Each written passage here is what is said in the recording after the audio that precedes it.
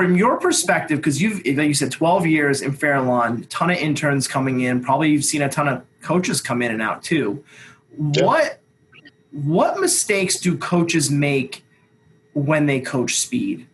Like what is like what I'll say, like, or maybe less negative phrase. What are some things you would advise young coaches to be aware of when coaching speed? Whether it's like, hey, avoid this or look for this, like not necessarily advice, but like a lot of people are in this mentorship to improve speed and coach speed, and they're essentially rookie coaches or they're trying to learn a new like Parisi system. What would be some advice on that maybe you've given some interns or younger coaches in the past? Yeah, I kind of touched upon it briefly a second ago in the last question, but rest is important. And we're coaching speed, right? We want to be fast. So it needs to be, we're not trying to gas them out. And I think that's a mistake. We think, more sprints. Let's do 20 reps instead of like, how about we just get a good 8? We don't need 20, right? I love that. Good 8. I think that's really just what it comes down to. That'd be my best advice.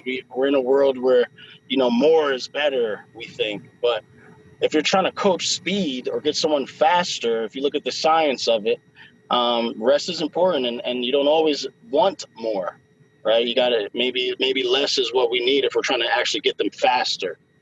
Okay, like you said, coach speed, we're trying to get them faster. If we're trying to get them tired, I mean, we all could do that. We know what to do for that one. That's not hard, but we're good at what we do at Parisi because we coach speed. We train speed. And I think sometimes as new coaches, we get excited and people want to be tired. They want to be sweaty and sore. And even you get pressure from the athletes. I still get pressure. Like they're ready to do another set right away. But, you got to remind them if they want to get faster and stronger. Us as coaches, we know less is sometimes the best. Less is more.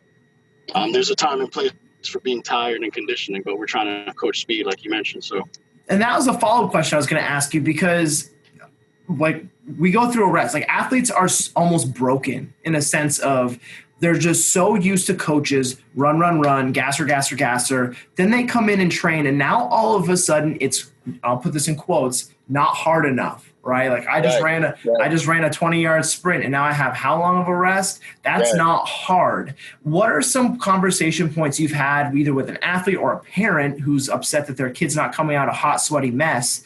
Like how do you set the expectations for an athlete or a parent or a coach when it comes to speed training versus I'm just going to run your kids into the ground and make them tired and pukey and sweaty, which is probably what they think. I would think more times than not, athletes expect that to be speed training. Right. Yeah. I mean, it happens more often than I would like, those conversations. But, like I mentioned, I try to remind them, we came here to get faster. There'll be a time, trust me, I will make sure you get tired. We will have sessions where you're going to want breaks. I assure you.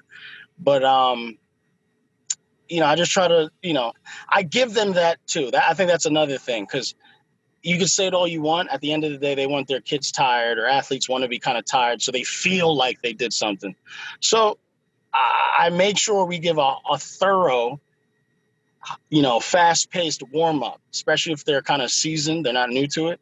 And that kind of gets them a little fatigued as it is. So once the parent or the athlete gets that tired feeling out of the way, things seem to go a little smoother. I don't know if people would, appreciate that or think that's a good idea, but I use the warm-up as a little bit of a preconditioning. I put that in quotes because, I'm not trying to make them tired, but by a byproduct of the warm-up, if you do that at a good pace and they know what's to come, you get a little tired. I've done it myself. I do it every other day. So I give them a little bit of that in the session, but I always, have that discussion like, hey, we're going to get tired.